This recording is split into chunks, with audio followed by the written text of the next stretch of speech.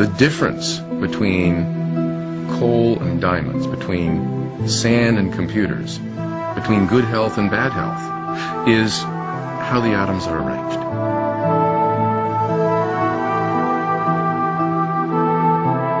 And a nanometer is about the size of an atom.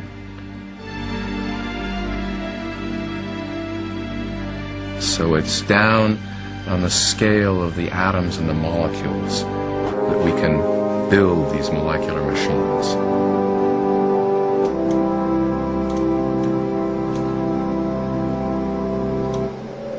So we're looking at a theoretical device. This hasn't been built. As you can see, it has individual atoms. Each of those little circles is an individual atom.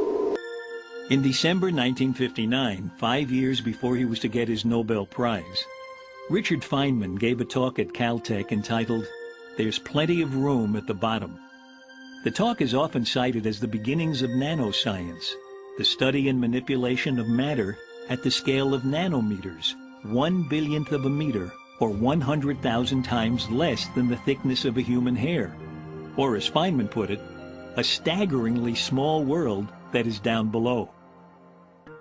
Cells can do all sorts of marvelous things, all on a very small scale, he said.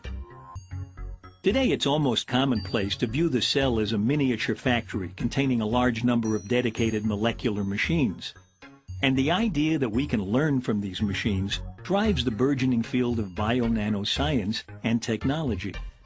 The cell's motors are especially intriguing, whether they are linear motors walking along the cell's internal pathways while hauling freight, or rotary motors like those that spin a bacterium's flagellae at speeds of up to 100 RPM. The promise is for man-made biomotors with as yet unimagined applications in medicine, sensors, electronics, or engineering. Biology and medical research have already benefited hugely from near nanoscale technologies, as in gene chips able to rapidly scan genomes, or microarrays identifying new drug candidates.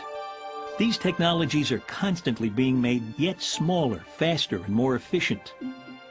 And they're being joined by new truly nanoscale devices such as those that are able to manipulate the flow of minute drops of fluids, shown in these videos slowed down some 2,000 times, through what are in essence liquid circuit boards for use in medical research. Speaking of circuit boards, he asked, why can't we make them very small? Make them of little wires, little elements. And by little, I mean little. We've been making them littler ever since, of course, and so far computer chips have shrunk on schedule with Moore's law, the prediction of Intel founder Gordon Moore that the number of transistors on a chip would double every 2 years. Many researchers are pinning their hopes on carbon nanotubes, sheets of carbon atoms rolled up like straws. These tubes are ideal for building tiny circuits because they can be made to be either conductors or semiconductors. A little over a nanometer in diameter, they make structures on conventional chips look huge. The nanotubes can be manipulated to create junctions and even formed into transistors. Another innovative approach employs a molecular switch that's like a ring sliding on a barbell. Its two positions corresponding to the zeros and ones used to store data on a computer. Combined with a dense array of nanowires, the switch has been used to build an experimental memory chip with some 100 billion bits of information crammed into 1 square centimeter, enough to satisfy Moore's law through the year 2020.